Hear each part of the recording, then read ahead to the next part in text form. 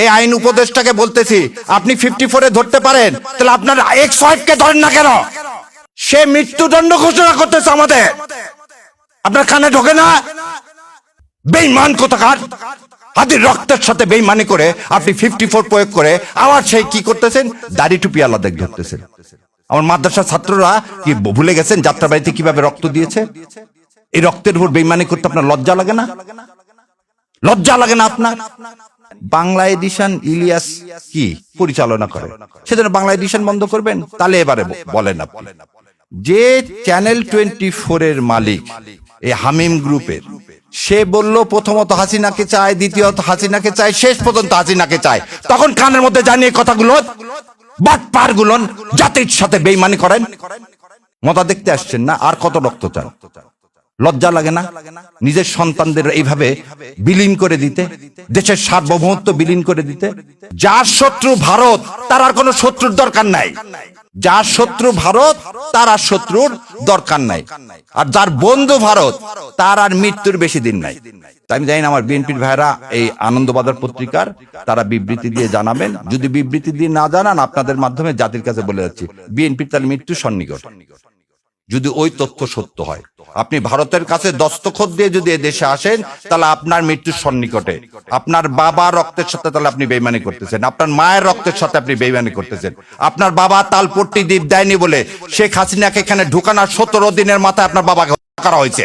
আপনার বাবা পানি চুক্তির আন্ডারে ফারাক্কাকে বলছিল উড়িয়ে দিবে, আপনার মা এই পানির দাবিতে ইউএন পর্যন্ত গেছিল, সেজন্য আপনার মাকে কিন্তু ক্ষমতা থেকে কিভাবে চলে গেছে। আর আমার ধারণা আপনার মাজার ব্যথা এখনো যায়নি।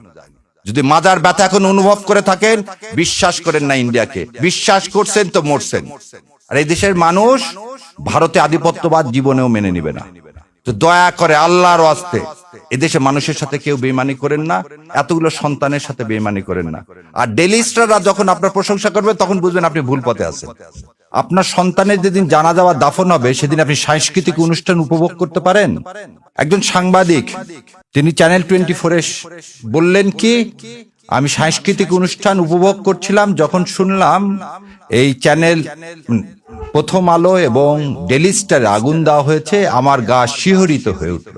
আমি তাদেরকে বলতে চাই, আপনার সন্তানের চেয়ে ওই বিল্ডিং এর মূল্য আপনার কাছে বেশি।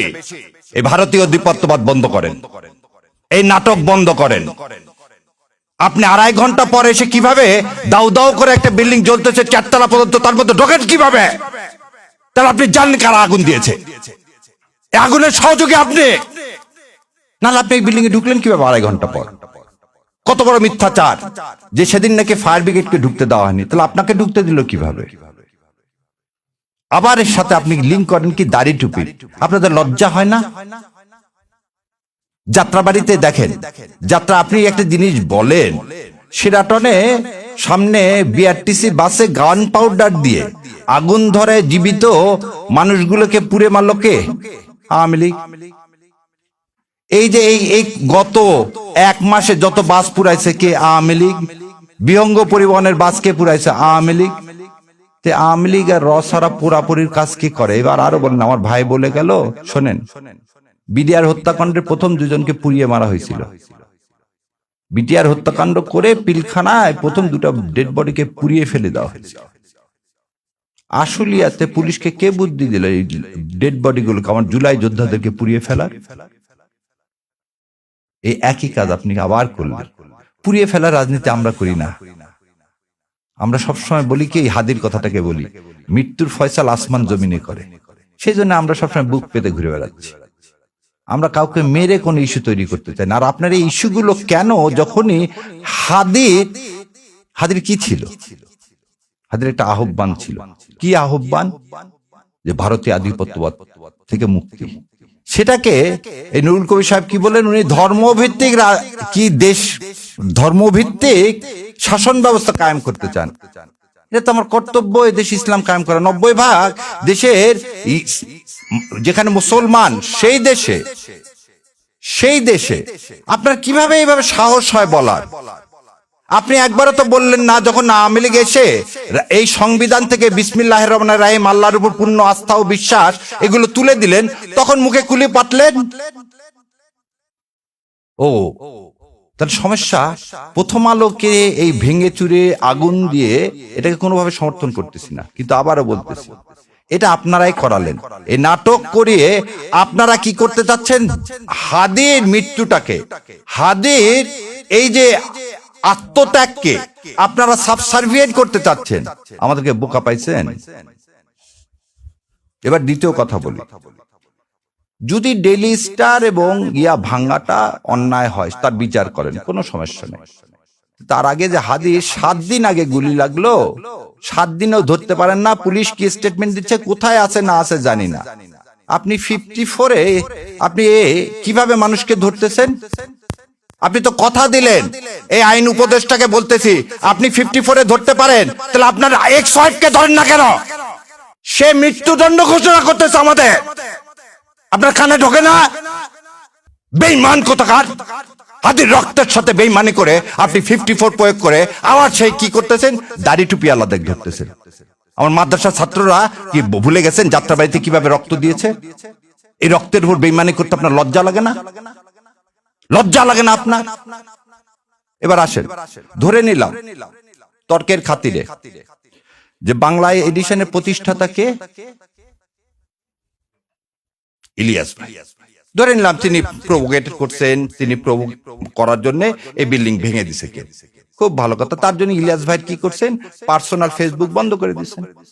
ইলিয়াস ভাইয়ের বিরুদ্ধে আপনি দেন, বাংলা এডিশন ইলিয়াস কি পরিচালনা করে, সেজন্য বাংলা এডিশন বন্ধ করবেন? তাহলে এবারে বলেন আপনি, যে চ্যানেল 24-এর মালিক এই হামিম গ্রুপের, সে বলল প্রথমত হাসিনাকে চায়, দ্বিতীয়ত হাসিনাকে চায়, শেষ পর্যন্ত হাসিনাকে চায়।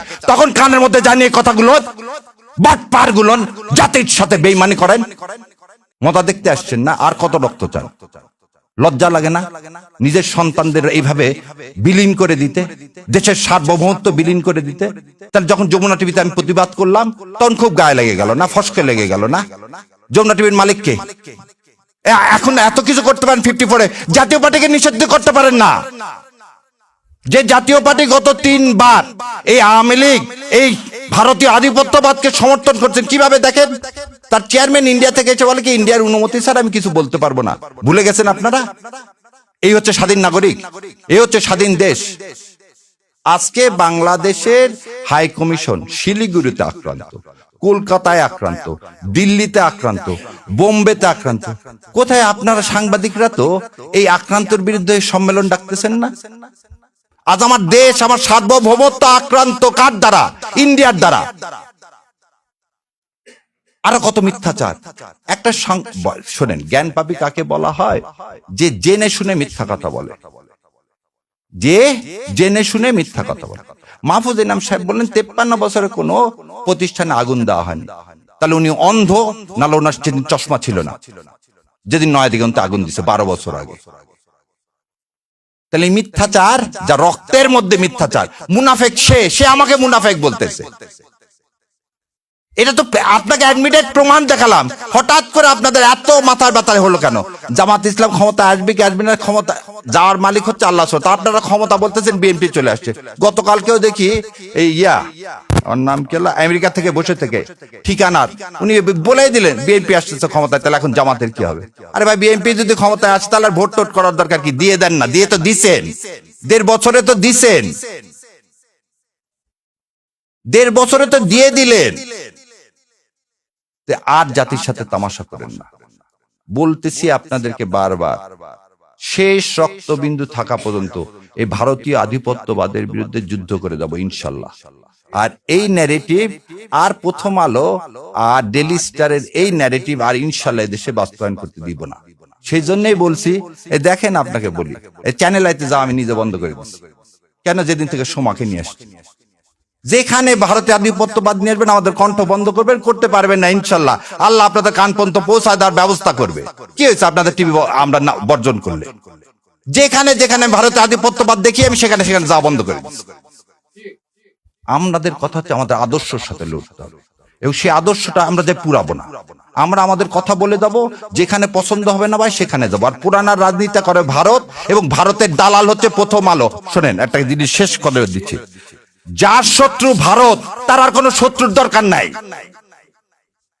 যার শত্রু ভারত তার আর শত্রুর দরকার নাই, আর যার বন্ধু ভারত তার আর মৃত্যুর বেশি দিন নাই।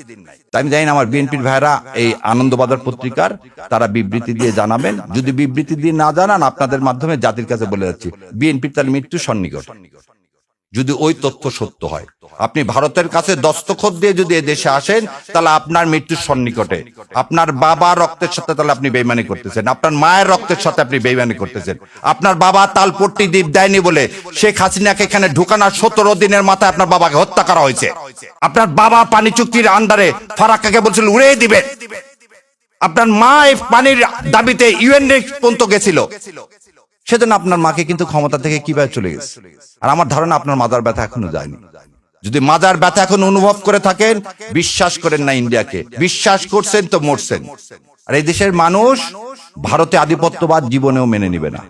তো দয়া করে আল্লাহর ওয়াস্তে এদেশে মানুষের সাথে কেউ বেইমানি করেন না, এতগুলো সন্তানের সাথে বেইমানি করেন না।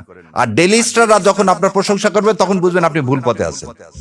ইন্ডিয়া এবং ডেইলি স্টার যখন আপনার প্রশংসা করবেন, তখন বুঝবেন আপনি ভুল পথে আছেন। সেজন্য বিএনপির ভাইদেরকে আমি বলে দিচ্ছি, আপনারা ভুল পথে আছেন। কারণ আপনারা ওখানে ডেইলি স্টার এবং প্রথম আলো খুব বলছে আপনারা ক্ষমতা আসতেছে, শত্রুকে চেনেন।